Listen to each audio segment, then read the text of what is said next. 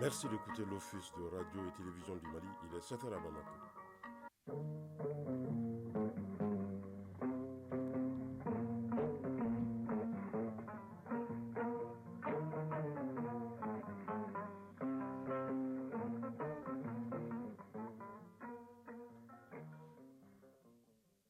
Le journal Oumar Moussa Traoré. Mercredi 7 février 2024. Bonjour et bienvenue. Journée ensoleillée sur Bamako, où le mercure ne devait pas descendre sous les 19 degrés, affiché en ce moment, pour une maximale de 35 degrés au cours de la journée. À la une de l'actualité de ce matin, bientôt les pupilles du Mali seront logés dans du neuf. Le président de la transition, le colonel Assimi Goïta, a procédé hier à la pose de la première pierre du futur siège social de l'institution. La maison de la pupille, dont la construction s'inscrit dans le cadre des œuvres sociales du chef de l'État, coûtera à l'État la bagatelle de plus de 3 milliards de francs CFA. Autre titre de l'actualité nationale ce mercredi 17 février 2024, doter notre pays d'une politique et d'une stratégie nationale de sécurité. Voilà l'enjeu de la rencontre qui a démarré hier à Bamako. Le document sur la question doit être examiné et validé au cours de la rencontre. Enfin, sport football, CAN Côte d'Ivoire 2023. Les demi-finales de la compétition se jouent aujourd'hui et prévoient les confrontations Nigeria-Afrique du Sud à partir de 17h et Côte d'Ivoire-RDC à 20h. Plus de détails dans le journal de la CAN juste après cette édition. Ce sera une présentation d'Isaac Thionou. Voilà pour le sommaire. Tout d'abord, ce communiqué de l'état-major général des armées. Lundi 5 février 2024, les FAMA ont obtenu des renseignements signalant des rassemblements des groupes terroristes dans la zone de Tin Azir, à environ 20 km à l'est de Ouatagouna.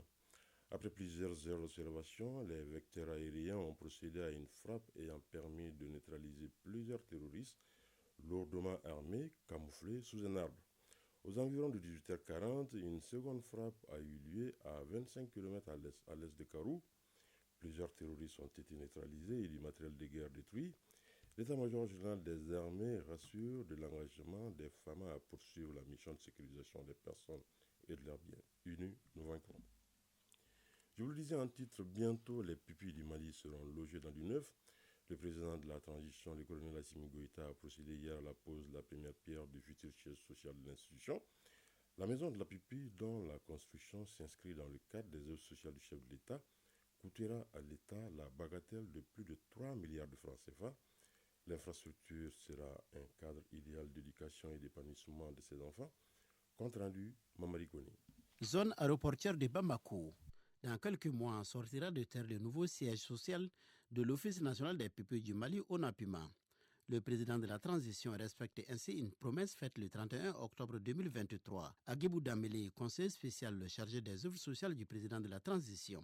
La pose de la première pierre d'une maison entièrement dédiée aux pupilles qui ne se limitera pas seulement à une protection physique apparaît comme le symbole manifeste de l'engagement continu des plus hautes autorités envers une plus grande justice sociale, la protection de l'enfance et surtout la création d'opportunités équitables pour les enfants du Mali. Cette œuvre de bienfaisance est bien appréciée au département de la santé et du développement social en raison des avantages qu'elle offre aux enfants.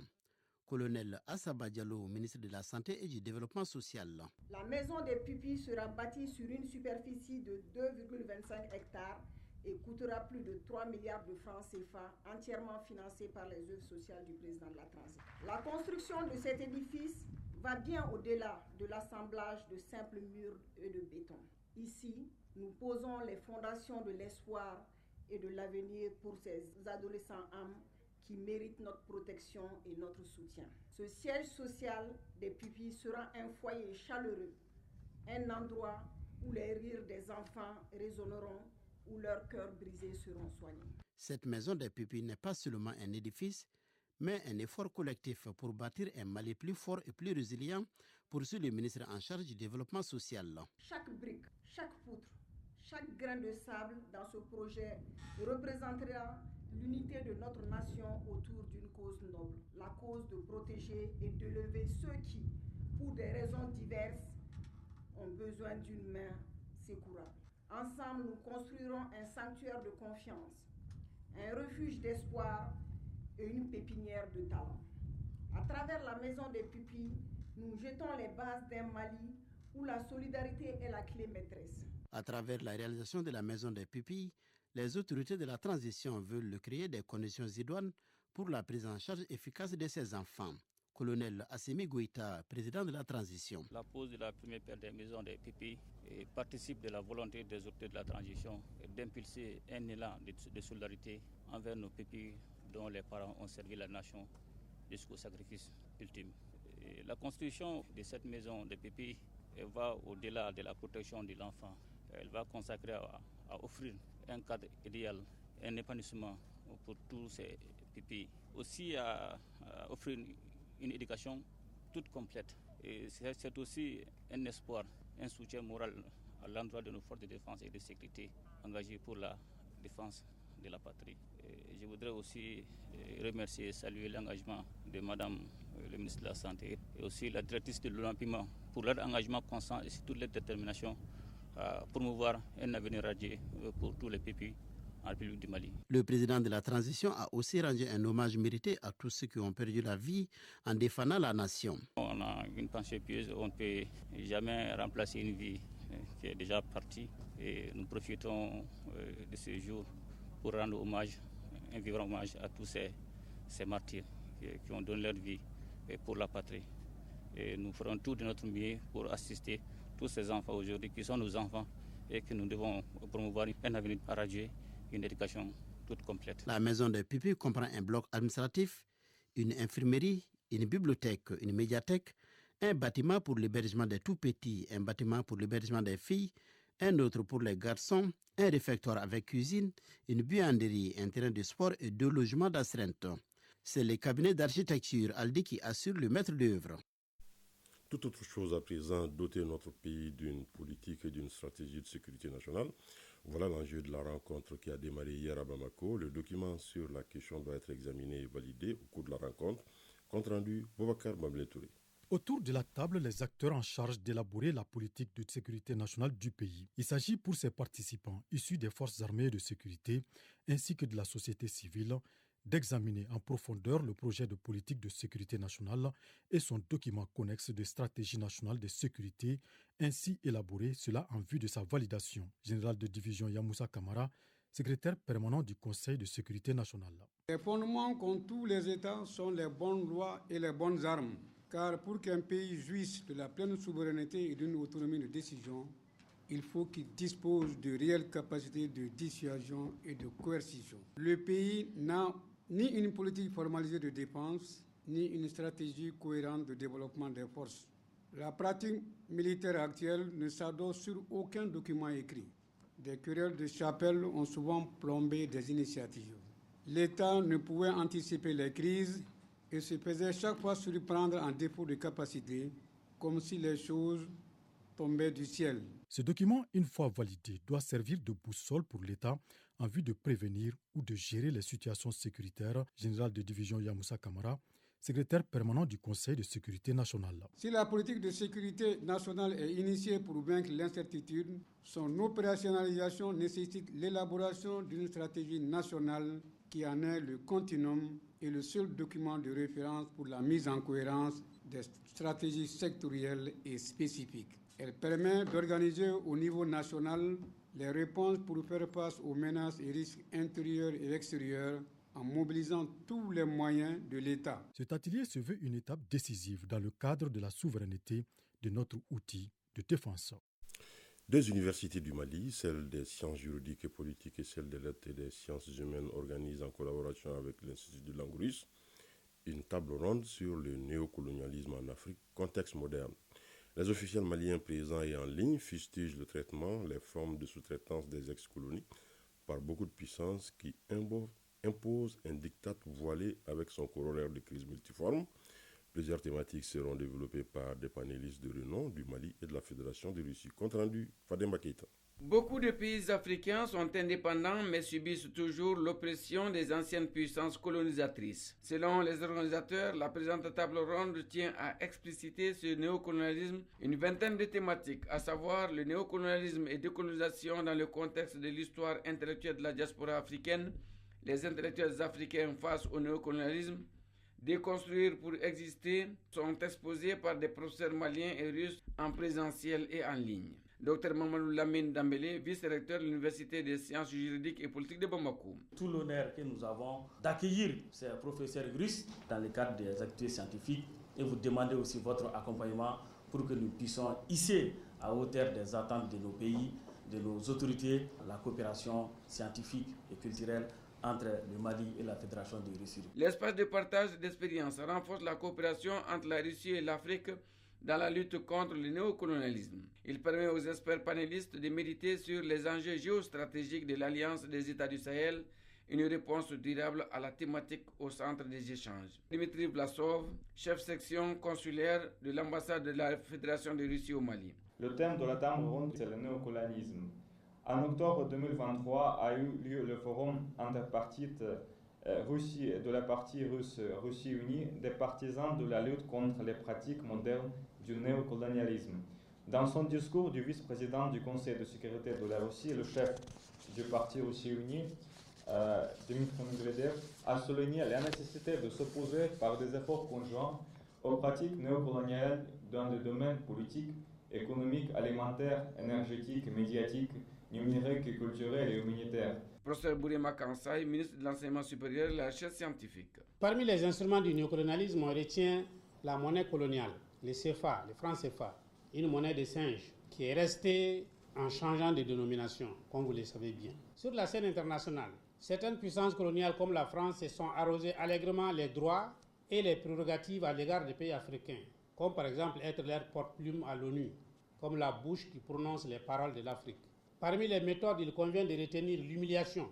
Chaque président français élu, pour réaffirmer la mainmise française sur les pays africains, notamment francophones, est venu humilier et intimider les Africains pour mieux les maintenir dans les liens de la domination néocoloniale. Les recommandations formulées doivent servir de boussole pour freiner le néocolonialisme, source de terrorisme et qui entrave le développement socio-économique des pays assujettis. La nouvelle carte de presse pour les 3 prochaines années est désormais disponible. 120 postulants avaient sollicité l'obtention de cette carte de presse biométrique.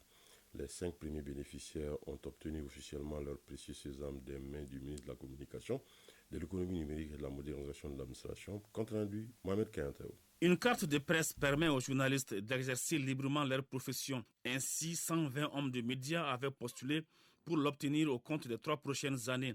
Après vérification des pièces versées au dossier, dont le diplôme, seuls 5 ont été retenus. Mohamed Maïga, porte-parole de la Commission nationale de la carte de presse. Il y a eu beaucoup de débats autour du fait que désormais, est-ce qu'il ne faudrait pas donner ce pouvoir-là à la HAC? Les textes de la HAC que nous avons vus et revus ont intégré ces conditions. En attendant que ces textes ne soient adoptés, c'est la Commission qui travaille. Ça fait un bon bout de temps que la Commission ne se réunit pas.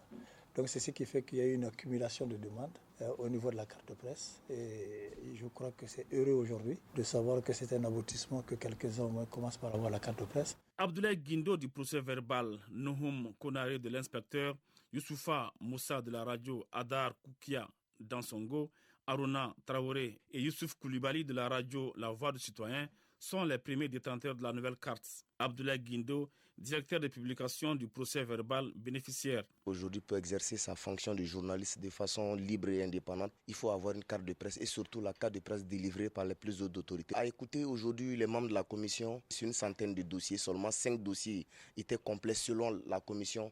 Donc on demande aux confrères, au nom des récipiendaires, de très vite s'atteler à compléter les dossiers. Le ministre de la Communication, de l'économie numérique et de la modernisation de l'administration rappelle la nécessité de cette carte et le rôle principal d'un journaliste. Alhamdou Ag Ilien. La carte de presse qui va vous être délivrée est un témoignage de vos qualités professionnelles et morales. Elle vous permettra d'avoir accès à tous les endroits qui sont nécessaires à l'exercice de votre métier et je vous encourage à vous y engager avec beaucoup d'honnêteté et du sens de responsabilité, en ayant en tête les 3 thèmes fondamentaux de notre refondation, à savoir le respect de la souveraineté de l'État du Mali, la liberté de choix des partenariats conformes aux intérêts du peuple malien et la primauté de l'intérêt du peuple malien de toutes les décisions prises. Les nouveaux détenteurs sont heureux de pouvoir exercer la profession de journaliste sans embâche. Un mot de l'actualité à l'étranger, direction Sénégal, où l'Assemblée nationale a validé le report de l'élection présidentielle au 15 décembre 2024. Le chef de l'État Macky Sall avait annoncé samedi le report du scrutin initialement prévu le 25 février prochain. Plusieurs députés de l'opposition faisant obstruction au vote lundi ont été évacués mani militari par la gendarmerie. Il aura fallu une journée entière de débat à l'Assemblée nationale dans une ambiance électrique. Les parlementaires en venant même aux mains pour valider le report controversé de l'élection présidentielle au Sénégal. La loi repoussant le scrutin initialement prévu le 25 février au 15 décembre 2024 a finalement été adoptée dans la nuit de lundi à mardi 6 février à la quasi-unanimité par 105 voix pour et 1 voix contre. Le président Macky Sall restera dans ses fonctions jusqu'à l'installation de son successeur, précise une autre disposition de la loi.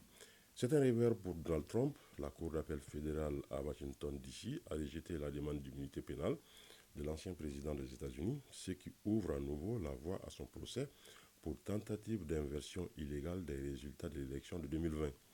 Le grand favori des primaires républicaines cherche à reporter ces divers procès au pénal le plus tard possible, alors que l'élection présidentielle a lieu en novembre. M. Trump, qui entend faire appel, a qualifié la décision de jugement destructeur pour le pays. Un mot de sport, les quarts de finale de la Coupe d'Afrique des Nations Cannes 2023 ont laissé place à une attente pleine d'excitation alors que les demi-finales se profilent à l'horizon. Les équipes restantes ont démontré leur détermination et leurs compétences, mais il ne peut en rester que 2 pour la grande finale qui se tiendra dimanche soir. Les demi-finales qui démarrent cet après-midi prévoient les confrontations suivantes: Nigeria, Afrique du Sud à 17h et Côte d'Ivoire, RD, Congo à partir de 20h. Tous les détails à suivre tout à l'heure dans le journal de la CAN avec Isaac Thien. À 7h passées de 16 minutes à Kidal se referme cette édition. La coordination éditoriale a été assurée par Bourama Traoré. À la mise en onde, il y avait Alou Koulibaly. La mise en ligne a été assurée par Cheikh Omar Traoré. Place à présent à Isaac Thienou pour le journal de la CAN.